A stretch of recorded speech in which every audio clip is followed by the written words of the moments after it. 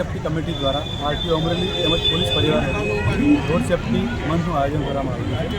Generally road safety વીકનું આયોજન કરતા હોઈએ છીએ, પરંતુ જે રીતે રોડમાં અકસ્માતોની સંખ્યા વધતી જાય છે તેને ધ્યાને લઈને કેન્દ્ર સરકારે રોડ સેફ્ટી મંથનું આયોજન કર્યું છે। જે અનુસંધાને અમરેલી જિલ્લામાં પહેલીવાર 14 સ્કૂલોના વિદ્યાર્થીઓ અહીંયા આવેલા છે અને એ લોકોએ રોડ સેફ્ટીની સમજ આપી છે।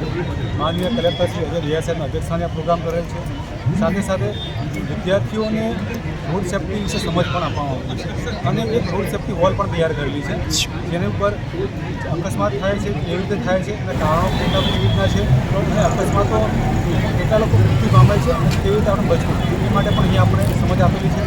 સાથે સાથે 108 દ્વારા અકસ્માત વખતે કેવી રીતે કાળજી રાખવી અને કેવી રીતે અકસ્માત જે પીડિત લોકો હોય એને આપણે મદદ કરવી અને ઘણા લોકોને એવો ડર હોય છે કે 108ને કોલ કરવાથી હેરાન કરશે। તો મારે બધા મિત્રોને કહેવું છે એવું કોઈ ડરવાનો મતલબ નથી, તમને કોઈ હેરાન નહીં કરે, પરંતુ જો લોકોનો જીવ બચશે તો એક સેવા કહેવાશે, એક જનસેવા કહેવાશે। એ સારામાં સારી વસ્તુ છે।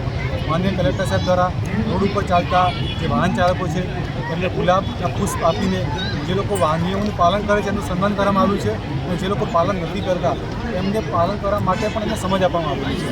એટલે આજનો અમારો અભિગમ સોફ્ટ અભિગમ છે અને લોકો ટ્રાફિકના નિયમો પાલન કરે, પ્રેરાય એ માટેનો અભિગમ છે અને અવિરત અમે લોકો 1 મહિના માટે અભિગમ ચલાવીશું અને 14 તારીખે રોડ સેફ્ટી મંથનું સમાપન છે।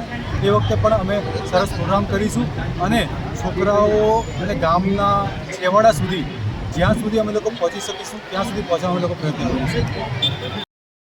અમરેલી જિલ્લામાં માર્ગ સલામતી માસ 2024ની ઉજવણી અંતર્ગત અમરેલી શહેરના સેન્ટર પોઈન્ટ ખાતે ટ્રાફિકના નિયમોનું પાલન કરનાર વાહન ચાલકોનું સન્માન કરવામાં આવ્યું હતું।